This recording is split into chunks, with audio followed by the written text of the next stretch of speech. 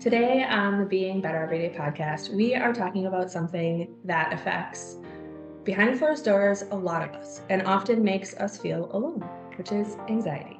On this special episode, my friend Kayla Berger and I chat about all things motherhood, business, social media, as well as something personal to us both. So let's get to it. Welcome to the Being Better Everyday podcast, where we make your days more peacefully productive while you're juggling all the things. I'm your host, Julie Wenslick, a millennial mom, finance professional, and founder of P&W Designs. I know that as a mom, business owner, corporate girly, or a combination of all three like myself, sometimes life can feel like a lot. With the simplicity in systems and being better every day, we create habits and routines that support your life, create calm in the chaos, and put the you back in your everyday. Grab those headphones, put on your shoes, and join me on a walk while we dig into today's episode. Welcome, Kayla, to the podcast. This episode has been a long time coming for the both of us. We've been talking about it for months, but our momming and business schedules have finally made it align, although we had to do a quick pivot. So for those of you on video, about half an hour before we were scheduled to get together at my house, our power went out and our neighbors cut down the power line. So I quickly texted Kayla and we are in her Pilates studio. For those who follow me on social media, I work out at her Pilates studio once or twice a month. I love it. I also do her YouTube videos, which we will certainly talk about today. But we just did a quick setup at her Pilates studio instead. So here when we you are. texted me, I was like, huh? Yeah. You were like, what do you Wow. mean? But we shouldn't have lost power today. It's not a day where we would lose power normally. Let's start with, who are you? A little bit about like where you're from, you know, your kids and kind of your background. And I would also, I know this is like a long question then, but also how did you get into Pilates? Well, I'm Kayla Berger. I'm a mom of two littles. I have a boy and a girl, ages 1 and 3, born and raised in Minnesota. So I am not far from my hometown, but my husband is. We met in college. We went to school in Wisconsin, and that is where he's from. And when we first started dating, I told him, no offense to you, Julie, because I'm you're also from from Wisconsin. But I told him that after like literally a week of dating, because I kind of knew he was the one, but I was like, if we're gonna do this, I'm just telling you now that I'm never living in the state of Wisconsin again. I just like gave him that ultimatum up front, and he's like, okay. So that's why we're back in Minnesota. But funny enough is I'm slowly talking him into moving to Nashville. But I went to school actually for retail merchandising and management, but I kind of joke that I went to school for gymnastics because I was a college athlete. I wish I would have made a different decision because I would have gone a very different path if it wasn't for sports. So I worked in my field right out of school for a year and a half and quickly realized that nights, weekends, holidays weren't for me, especially when my future husband moved to the state to be with me. And I was working really odd, long, weird hours, and we hardly ever got to see each other. So I quickly pivoted and got a corporate 9-to-5 job. And that is how I got into health and fitness, because I also quickly realized that I could not sit at a desk all day, every day. And just the unhealthy culture of a corporate office was just like eating me inside. And I was like the only one. I would go for walks every day. I would take my lunch breaks and I'd go to the local, like the closest health club, and do like a quick 30-minute lunch workout. And I started doing yoga certifications and Pilates certifications while I was working as a buyer. And then So how long ago was that? So, oh my gosh, you're gonna age me here. I want to say that was 2018. Okay, well, that's I not think. that long. That's like 5.5 years ago-ish. Yeah, oh my gosh, I can't really remember. But no, it was way longer than that because I've been doing this for 10 years. Oh my gosh. So, okay. A while. A long time. Okay. So that was when I got certified and I was like, okay, I'm going to be brave enough to make the pivot and go all in health and fitness, and started teaching yoga and Pilates full time. Then I got pregnant, COVID happened, and Now we have a here studio. we are in the Pilates Body by Kayla studio. So that's kind of how my journey happened in a nutshell. Honestly, it's hard to say this because COVID was not a good thing for a lot of people, but really it was like a blessing for me business-wise and really family-wise. Just the gym I was working at and the schedule that I had in the past, it wouldn't have allowed me to spend as much time with my family. And I know now that I would have quickly gone down to part-time just to be home and be with family more, because it just wouldn't have been a really good balance for me. Well, and it's interesting because another one of the people I recently talked to on the podcast had said how COVID was kind of a blessing for her too. But I mean, yeah, like your business was born from the gym being shut down Right. and needing to pivot, and you never looked back. I didn't leave that job on a bad term too. So I was kind of like, it was actually Grant, my husband, who was like, well, let's just try this. We have a newborn baby and you have no job. And we Hint, still hint. to like pay the bills. So I'll just transform this space and we'll see what happens with it. And if it doesn't work out, like you can always go back to working at the gym and finding another job, whatever it is. She has a very handy husband who happens to have gone viral on TikTok because he's handy. So yeah, I mean the studio is definitely not thrown together by any means. Yeah, this was really like a storage space before he kind of put all of the finishing touches on everything. Yeah. One of the things that we've kind of skirted is Kaylin actually met on social media. So we met, and we were just talking about before we hit record, sometime in 2021, I think like springish of 2021. And she, you know, I credit her to our clutch daycare because I happened to randomly text her asking if there was space in her daycare, and like we got one of the only spots that's really been around. So we lucked out on that, but we've been friends now for 2.5 years. So it's definitely, social media can be an amazing place. Like we've created a friendship off of it. Certainly it's grown since then, and we're both home buddies. I mean, definitely. That definitely has stemmed from COVID. So I will say that has become more for you then? Yeah, I'm used to be like so independent, wanted like my alone time. And since COVID, with both myself and my husband working from home full time now, we literally never leave. And as our discussion will get deeper into anxiety, now that has become something that is a little bit crippling for me, is I really, really do not like being alone at all. And I kind of grew up an only child because my siblings are very much older than I am. So I used to be alone all the time, and now I hate being alone. Let's talk a little bit about social media because it's been a huge impact on your life.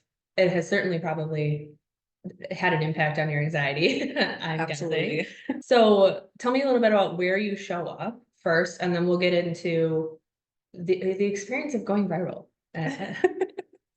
So I show up on literally every single platform: Facebook, Instagram, TikTok, YouTube, Pinterest, because I do her Pinterest. Yeah, that's all of them. Well, and she has a website and a blog too, but that's not really social media.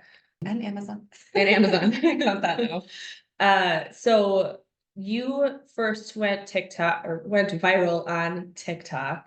How many years ago? You were pregnant with Bobby? I was pregnant with Bobby. So it was when TikTok was kind of born. It was early stages of COVID. Everybody's in lockdown, March 2020. Okay. I was due in May 2nd was when Bobby was born. And I just was kind of trying to get on the dance trends and do the trends that were starting to pop up. And I cannot dance to save my life. So thank goodness we had a lot of time, because it would take me like an hour to do one 15-second little dance.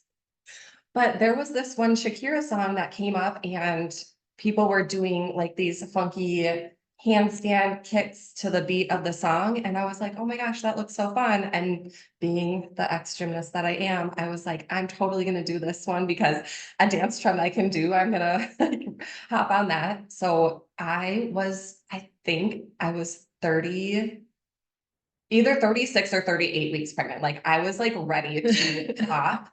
And this was early TikTok. So you had one video and it would go viral like right away on the For You page. And I didn't expect this to happen at all. So I posted the video, went on with my day. It was, walking, just super casual, reading, like nobody's doing anything. And I woke up the next morning and I had 20,000 followers, and this video had over 1 million views overnight. And it was kind of going viral in a good and bad way. And at that point of time, I didn't have the anxiety that I Right. have now. So I actually like kind of thought it was hilarious because looking through the comments, people were starting to like argue with each other and like call each other names and say just terrible things that can happen on social media. And then some things were starting to get to me as far as like, you could really, Hurt your harm your baby, baby. things Yeah. like that. So that's when I was like, okay, shut it down. And I stopped reading comments after some of those like really kind of scary things were starting to come up, although I knew like none It's of that not was true, yeah. true, but that stuff gets in your head, and that is the downfall of social media. So it was kind of a good and a bad thing because people were commenting very good, strong, powerful things about motherhood and pregnancy. Then a lot of people were also backing me up in the bad comments.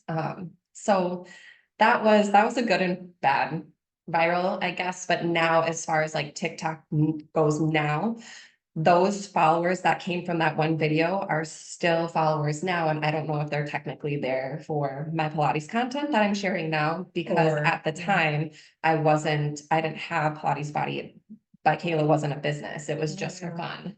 So yeah. And then the other thing with that is like, one of the things that Kayla and I have always connected on is the fact that we were, especially when we were pregnant, right? We were the type of women who didn't grow up and we were like, I'm going to be a mom and I'm going to be like, this is my mission. So quote unquote, right? Like we didn't grow up having that huge urge. And so I've really loved connecting on just like what it's really like and connecting with somebody who doesn't make it their whole life, right? Like you still have a life outside of motherhood. I still have a life outside of motherhood.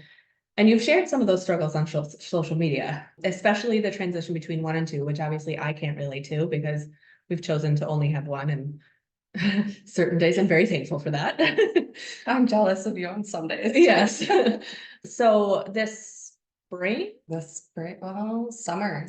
Yeah. this summer, you had another instance where you accidentally went viral. And this was definitely an accidental viral. Accidental, negative, Yeah. really tough. So I'll tell the story just so you can not have to tell it. And my heart's already like beating thinking about it. But as we'll talk about as we get into a little bit more about anxiety, like both of us have had years where our anxiety is really difficult. My toughest year was 2022. Her toughest year is 2023. And this summer, after kind of a frustrating day with the children, you shared a video about the intent was really like, I'm thankful for a partner who I can vent to and who can listen to me when I'm frustrated and worried about whether I'm doing the right thing for my children. That's how I'll put it, because I think it was Textagram, right? Mm-hmm. And I saw the video and I was like, been there. Like, I felt the same way. And I know originally the people and the comments that you were getting were very similar of like, being a mom is hard. And some days it's just completely overwhelming and you feel like you want to shut down.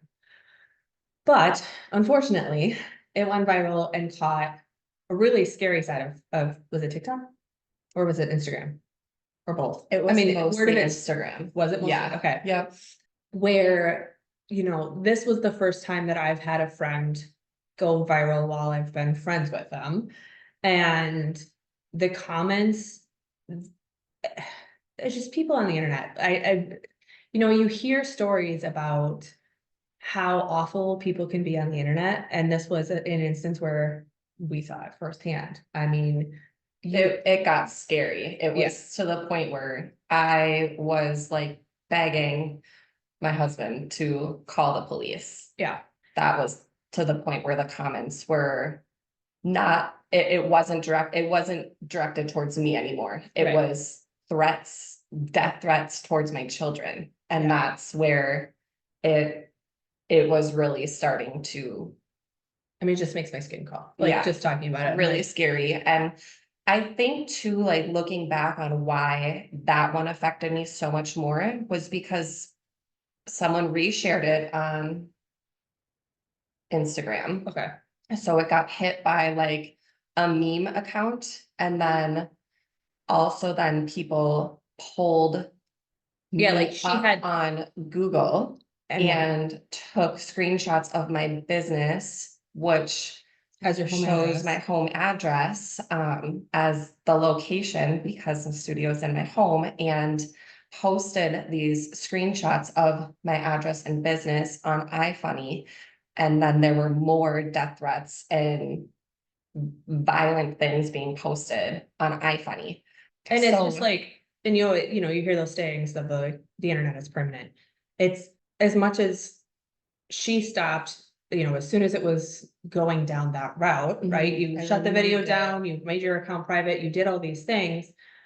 But But it was already too late because somebody else had already saved or downloaded it or downloaded whatever. the video, and then that's when it got reshared when I actually removed it. So I'm like kind of looking back, like if I didn't remove it and just hung on to the comments and stuck it out, like would it have gone differently and maybe not have been reshared on multiple platforms, because it did also get reshared on TikTok too, okay. but I got it removed on TikTok very quickly. Instagram is a whole different story, and iFunny are a whole different I've story. never even heard of iPhone. And It's an Apple then thing. it's a meme, like a meme. Oh, okay. And I feel then bad Google reviews started Yeah. coming in. And those bad Google reviews were also violent and really honestly, like disgusting. Like, Yeah. And I remember, I mean, and obviously you had to like petition or whatever, like flag them and get them removed by Google. And I think the majority of them got removed. majority of them were removed by them being flagged as like inappropriate or harassment. But then I had to have quite a few phone calls with Google to get the rest of them removed. So this really was a bad way to go viral, unfortunately. So But it's been a because of learning that, experience. yeah, incident, I have chosen to really limit my sharing on my page about parenting and now really keep it only a positive space. I've also limited the amount that I share my children's faces just because Yeah. my address is out there in the public, but I did change that. So it doesn't show my address anymore. So definitely a big learning experience. So going viral is not always a good I thing. know. I mean, what other things did you do like now? Obviously, you're still trying to grow your business on social media. So, well, I guess let's pause there. We've talked about the Pilates studio. The other thing that Kayla's been working very hard on in the last year is growing her business outside of, I would say, physical or One-on-one training. One-on-one training, thank you, through YouTube primarily and Pilates challenges, which we'll talk about in a little bit. But because of that, like you still have a need to be present on social media. I mean, it is a part of your business, it is a part of your business strategy. So and this is my learning experience because I haven't gone viral. I'm sure there's things that I'm doing that I shouldn't be doing now because of like not knowing. But what did you do to, like, obviously you removed your address from Google. Yeah. What other things have you done to kind of protect yourself a little bit more now?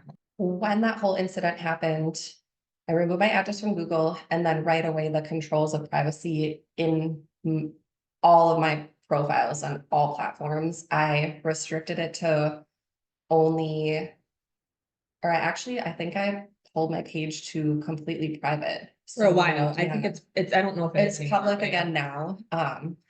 But I think for maybe like a week, I had put it to fully private, and then I had removed any at mentions. So like people couldn't tag me because then I was being tagged by multiple people in that post that was reshared, and just really being totally harassed. So I really kind of just put like a complete lockdown on privacy settings.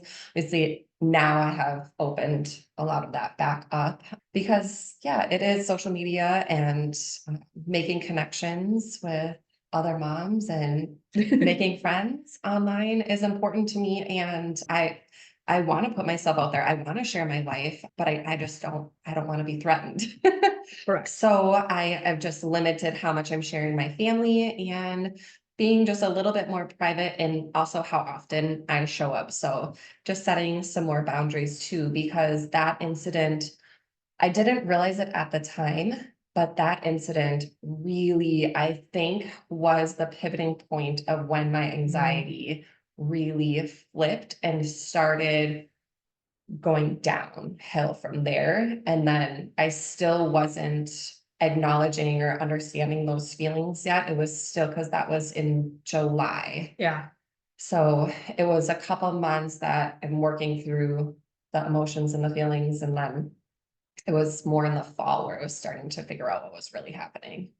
Yeah. So one of the, as we talk about anxiety, Kayla and I are both people who, I mean, well, she's a Pilates instructor, so clearly, but take care of ourselves from a well-being perspective, right? We believe in kind of a holistic approach of taking care of our mind, body, and doing things like Pilates, doing things like yoga, going on walks, and for both of us, there's been a huge, at least for me, and I know you've talked about it, there's like this huge stigma around going on medication for anxiety. And for me, I come from a family where my dad is on anxiety meds. He's been on anxiety meds for like 40 years. And I grew up saying to myself, I'm not going to be him. I'm not going to go on meds. I'm going to solve it a different way. And so I fought it from my anxiety. I mean, mine is a lot of different things, but it definitely got worse over COVID. I had this fear of like Danny getting sick and kind of that like hypochondria, like, we're just going to get sick and it's going to be like the end of all things. And so when she started daycare in March of 2022, she was sick almost every weekend because she had never been to daycare before. And so going from, maybe seeing a family once or twice a week where it was one kid to 5 days in daycare at 3 years old, she had a fever that whole summer, like every weekend. And it was just utterly exhausting. And I was always on the edge of my seat of like, when's the next one gonna hit? Right. And so I ended up making the decision to go on anxiety meds back in November of 2022. And I remember scheduling an appointment with my doctor and going through this, like, they have that like questionnaire, that like, how are you feeling questionnaire. And I remember scoring it, and she was like, oh, so you want medication? I was like, yep, because it was really high. Because at that point I was feeling anxious every day and I was having panic attacks at least weekly. And it was just so my panic attacks manifest where I like physically get sick. And so I was just like not in a good space. And I had seen another mom, back to social media, I had seen another mom open up about going on meds and talking about it and kind of removing that stigma from me of it's okay to need a little bit of help and you're not like giving up, I guess, is how I felt like I was going on meds felt like giving up to me. Like that all of the work I had tried to do to calm my mental health without meds was like not worth it. So I went on in November 2022. We're a little over a year in. I actually have my 1 year appointment next week or the week after. And for me, what it's done is removed the everyday anxiety. I still have my triggers. I still have instances where I feel anxious, but I no longer feel it every single day. And that's been a huge change for me. But it was a hard decision. It was one where I tend to ask a lot of people when I need advice. And I'm glad I did it, but it was a difficult one. And I know for you, talk to me about how you got to that decision, especially as somebody who you felt like shouldn't need it. It's actually a very similar path because, and like you had shared, we're both very much wanting to try to find the natural route, see if we can manage it without medication. And also just the fact that I'm a Pilates instructor, teaching other women to take care of themselves, breathe. Pilates is known to help with the mind-body connection, and specifically reduce stress and help with mental health. Mhm. So I just felt like a fraud taking medication when I am helping other people manage a lot of their stress, their emotions, build body confidence, and just overall feel their best selves. And here I am not able to handle myself. So who am I to help other people be the best versions of themselves? So that was a huge pull for me on why I was so anti. And I also wanted to try doing some other things. So I tried CBD, which did really help, but it was more of the fact of like when you had a trigger, Yeah. then you take the Right. gummy to help bring you back to a more stable state, which I mean, I was to the point where it was like up here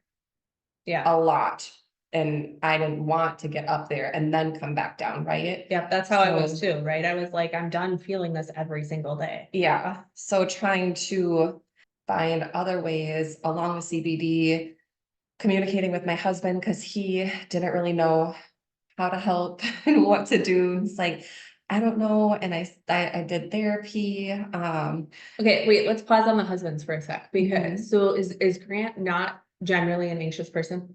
No. And he doesn't he doesn't really understand. So Matt is the same way. And he has like zero like stress. Yeah, Matt's the same way. And I mean, it's a little jealous of it, but at the same time, it's from like, what Grant has said, he doesn't let him like razz him up like it does me. He just handles his, this may be TMI, but his body handles stress or anxiety through his gut. yeah. So So it still impacts him, just not like the same way. yes. Yeah, I mean, Matt is a non-anxious individual too. Now he definitely can have his days where he's just annoyed, but it's good and it's bad in my experience to have a spouse who doesn't understand anxiety. Mhm. Because for me, the good is when I'm having an anxious afternoon or having something that's triggering me, and again, we have one kid, but like I can tag out. I can say, Matt, I need a moment. I need to go for a walk. I need a bubble bath, like whatever. Mhm. And I tag out, and he's been able to now finally understand like she's taking care of herself so that, I can be a better mom and wife too. And then I don't feel guilty about it because I know that generally he's not feeling that at the same time. Are you able, again, I know you have two kids under three or three and under, but are you able to do that too? Or like, have you been able to kind of communicate that with Grant? Yeah, I would say it's definitely more challenging with two, especially because if one is with dad, then usually the other is with mom. So one of us always has one for the most part. And another thing that has had really like, I think, exacerbated the anxiety after the whole social media incident is that we're dealing with a lot of behavioral things with Bobby right now and trying to figure out how to manage that. And no mom is ever going to feel good knowing that their daughter is or child is having troubles or struggling in certain areas. And unfortunately, a lot of those behaviors are happening at daycare. And My daughter is the Julie's target. daughter, Danny, is Bobby's victim. So that makes me feel really terrible too. So and not having really any answers and Yeah. trying so many different things to help her work through her behavioral issues and sensory stuff and just it's a process and it's not like medication where it can Yeah. help. So it's that has been really, really difficult. So yeah, I forgot what we were talking about now. Well, I was talking about Grant, but I mean, Oh. that's a good, right. Like there's other triggers for you. It's like, it was obviously the social media stuff, but then I was also just feeling a little bit helpless as a mom. Yeah. And for me, really, that's where mine also stems from. Mhm. Interestingly enough, you had mentioned therapy. We have both have had experiences in therapy, and I am on my, I think, fourth therapist. And think I finally found what I'm going to stick with. But, I tried my work EAP and other things. I actually can't remember what I tried, but I finally found somebody who I feel like is helping me not with service level. As we've mentioned, and we should like compile a list of this, but there are a lot of things that we do to help with our mental health. Movement, Pilates, yoga, walking, CBD, both of us have been a fan of. Acupuncture, massage. Yes, exactly. All the self-care things. Therapy is something that when I had my first experiences with therapy, it felt very surface level. It felt like, hey, go for a walk, do the box breathing, do, all the things that we already know because we're the generation that has, well, I mean, Gen Z is even better, but has started to really realize the importance of all of those things. And now therapy has turned into, for me, she's trying to make me actually face my anxiety, which is not fun. It's going to be a process. So I mean, with I go 3 to 4 weeks, depending on cost. And really, she's just trying to make me not shove my anxiety away, is how I would put it. I am one who, for a very long time now, has felt like I can somehow detach it from me and just like leave it behind. And it'll never be a part of my life again. And she's making me realize that that's not gonna happen, unfortunately. It's gonna be something that's always gonna be a part of my life. So having the tools and resources and the friendships where we can talk about it and know that you're not alone. So let's go back to conversation of spouses and helping with it, or helping or hurting with anxiety, I guess. How has having a partner, I mean, I'm assuming Grant is supportive of you, but kind of talk a little bit about your partnership when it comes to anxiety. Yeah, he is incredibly supportive, but he has shared with me multiple times that he doesn't know how to necessarily support me. And when anxiety got really bad and the specific trigger and incident that put me over the edge and was like, okay, I actually need help. It was actually like the final straw was something that he had said unknowingly that just made me completely like lose my shit, for lack of better words. That's okay, we're not censored here. So yeah, he is really supportive, but just doesn't necessarily know how. And he is super open to, like he's mentioned, should I do like a therapy session with you so I can have more tools and resources? And he supported me on whatever path I wanted to take. But I would say he was a little bit more anti-medication. But now that I am on medication, he's really seeing the difference and how I think Matt was too, now that you say that. Not only a better mom, but I'm a way better wife. And I do think it's like important to maybe share the situation that kind of like it was, I mean, building up over the entire year of 2023, but there were some specific things like looking back that just kept making that like hill bigger and bigger and bigger. And the incident where I was like, okay, I need help. I literally texted my OB and was like, it's time, because I had gone in for an appointment, but wasn't quite ready at the time and was still wanting to try some other things. And we were at my parents' house having dinner one night, and dinner was over and I was trying to have a conversation with my mom, and Bobby kept trying to like get my attention, and I was getting really agitated because I can't even have a conversation with adults when kids are around. And that's one thing too, like Grant and I like both kind of lose our shit over, is not being able to talk to each other. And then while that was happening, my daughter spilled a glass of water on my mom's carpet, and it was just water, but I absolutely lost my mind. And then Grant made a comment where he said something along the lines of, I guess I'm the only one watching these kids here, while I was trying to like have a conversation about Christmas gifts with my mom. And then I just completely flipped and started screaming, and then quickly realized that that was not necessary. And my mom was commenting that it wasn't a big deal. Why am I so upset? And that's when the tears and the complete panic started to set in, and then having to full on being like I was hyperventilating Yeah. to my mom, as now we're like rushing out the door because I'm in a complete anxiety attack, explaining to my mom and dad why I'm in tears over a glass of spilled water, why I can't breathe, and why I never leave my house. And a lot of other choice words in between there. But on that drive home, I had texted my OB and I said, it's time. And we had already been having conversations back and forth about like, it's okay. And I was like already telling you, I think you should try it because I knew that you were experiencing daily anxiety and having that like, again, I was almost a year in at that point and being like, no, it's okay. It'll get better. But I mean, you still have moments. I still have moments where I was, and we've actually kind of related to this, where sometimes it feels like your skin crawls. Like you're just like, and it's overstimulated, right? You're touched out, you're overstimulated. And regardless of if it's one kid or three kids, like you still can feel that, like, just, I was telling my therapist the other day, sometimes it just feels like the world is too loud. And that's a good way to put it.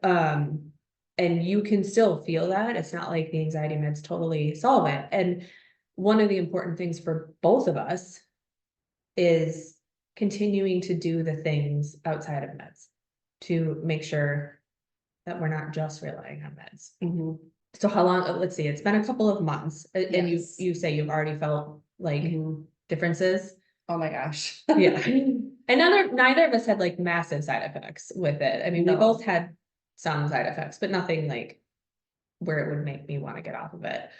And there's been some sleep differences, I think, with both of us. Yeah, I'm on a very low dose of sertraline. I think that's that's what I'm into. I'm on 25 milligrams, and the first month I was feeling like really fatigued and tired, and I was also having trouble sleeping and some insomnia. And prior to taking the medication, I had trouble sleeping. Right, before the long before that too. It's gotten better, but I still won't take CBD to sleep. Yeah. And melatonin and try some other things, a lot of reading at night, staying off the screens. But I would say since it was probably like the first weekend, I noticed a difference right away with just feeling a sense of calm. Like it wasn't like I constantly felt like I had like this buzz. Yep. Or like this like edginess. And I was also realizing like I was getting really agitated just being around the children. Like when it was time for daycare pickup, I was already on edge. I was already annoyed. I was already in a just anxious state. So that was also too where I was noticing like the daily anxiety. Now I'm to a point where I almost like I'm questioning if Grant should be on meds now because I'm having less triggers and I am able to keep myself into like a more calm parenting state than he is. And I'm now the one who is having. That's funny that you said that because I was literally yelling at Matt today about that. I was like, will you calm down? So it's kind of funny how that has like changed, and I'm not mad about it because I kind of want to be that calm parent. Parent. And I don't know, there's just something about dads having a little bit like more authority, I guess. I don't know. But I have actually like kind of been playing around with only taking half of a pill a day. Yeah. And I'm still noticing like it's still working. Yeah, very minimal. Yeah, I'm not. Anxiety. And so I have been doing like a half and then a full and then a half and then a full. And still feeling like really calm, very centered. Again, not having that buzz or that agitation or that edginess.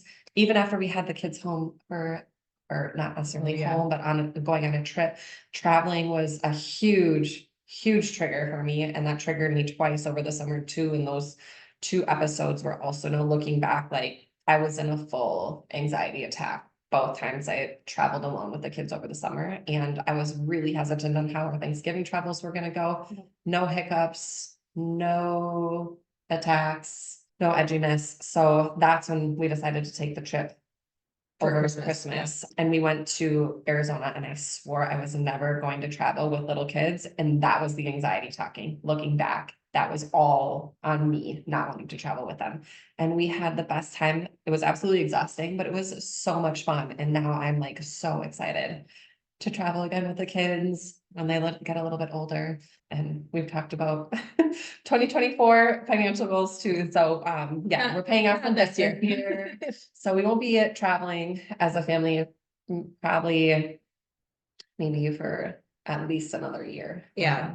I'm actually potentially traveling with Danny in March and alone. Yeah, Okay. on a flight. And I'm still like, you know, I know I can handle it. And here's the difference between, you know, me 2 years ago versus now is that you learn the tool, right? So even obviously I have my daily anxiety meds. I actually also have an emergency anxiety med. I don't know what it's called. And I only take it if I'm really triggered and I'm going into a panic attack. But it basically puts me to sleep. Like it's super calming. And so I have that as a backup. And then I also have other tools, right? In Minnesota, there's gummies that are legal as of August. And the other thing that's really impactful for me when I'm just starting to feel like sometimes you just wake up anxious for me. And so I use Spotify and I use the Calm app. So I have Spotify Premium, so I don't have ads, but I use the Calm bilateral stimulation playlist on Spotify. I don't know if you've ever done bilateral stimulation with headphones. And I have not, but I've probably I've heard been of intrigued, it because you shared so much about it. Yeah. And it's just like this music that goes like in between your ears. I know there's a science behind it. I don't know what it is, but I do really like that. And then there's a scientific term for it, and I don't know what it is, but there's certain like sound levels that are good for anxiety. So the playlist I use on Spotify is 528 HD. Is that hertz? I don't know. Anxiety relief. And then my sleep one is 432. So it's like there's certain numbers that are supposed to like do things and calm you down. And it really does work.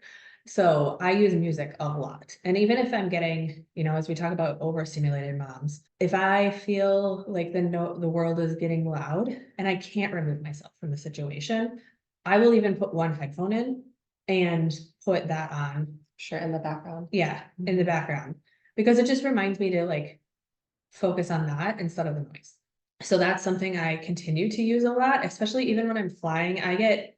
I don't mind traveling, but I am always have been somebody who's nervous around other people. And so, flying, I use it a lot. And obviously at night to fall asleep. I don't know what it is about our 30s, but I feel like sleeping is just like so much harder. There's a lot that happens. So tools outside of meds, obviously, I thought it was important for us to share about like destigmatizing around meds. But as we've mentioned, we are strong proponents of tools outside. So I would say if I were to rank them, my top 3 tools that I use a lot are my Calm app, which I just mentioned, right? And Spotify Calm, I mean, it's the same thing. It's just Calm app is paid, well, technically Spotify Premium is paid too, but it does have a free version. I am obsessed with bubble baths. This is something that happened as we moved into our new house because we have a very deep jacuzzi tub, and that makes a difference.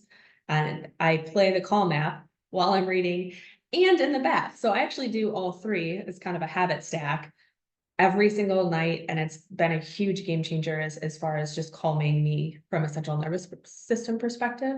So those would be my top 3. Reading, I happen to read 56 books in 2023. So impressive. Kind of by accident. I mean, but now I'm reading books every 2 days. Like you read and then I think you read faster.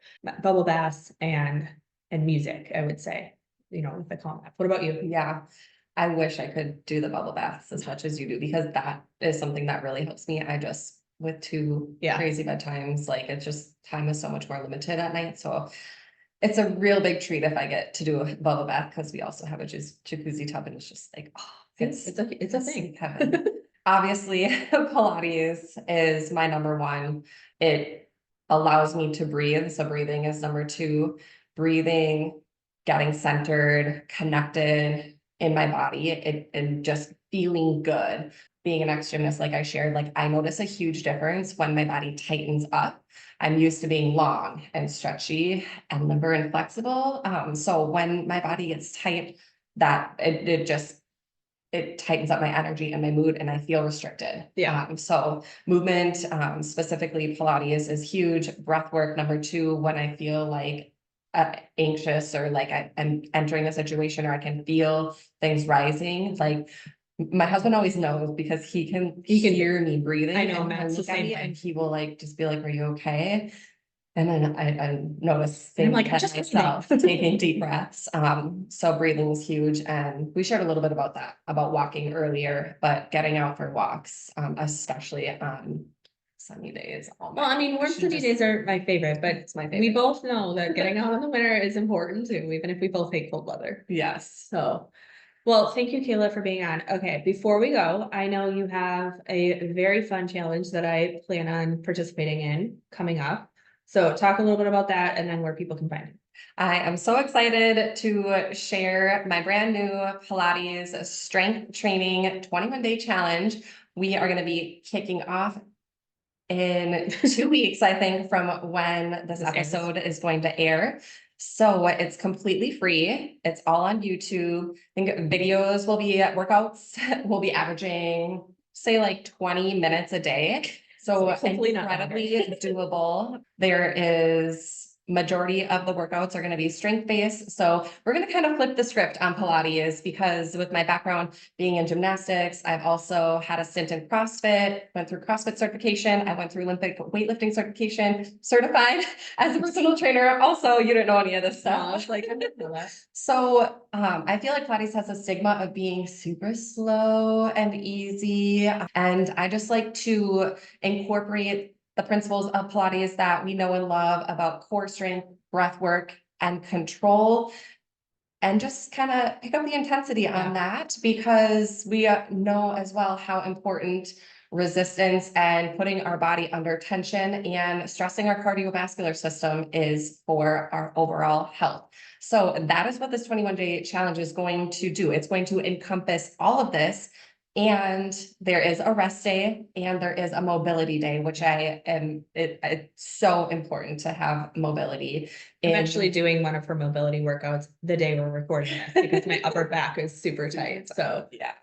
So you can find me on all platforms. Specifically, I hang out mostly on YouTube and Instagram. All handles are the same. Pilates Body by Kayla. Thank you. Thank you for listening to today's episode of the Being Better Everyday podcast. To see any visuals, head over to my YouTube channel. Links, socials, and resources mentioned can always be found in today's show notes. I truly appreciate you leaving a rating and review to help me reach more women looking to build systems to be peacefully productive. If you are looking for more, you can always find me on Instagram at julie.pwdesigns, sharing the behind the scenes of my everyday life as a millennial mom, corporate girly, and small business owner. Until next time, keep on taking one step at a time towards your version of being better every day.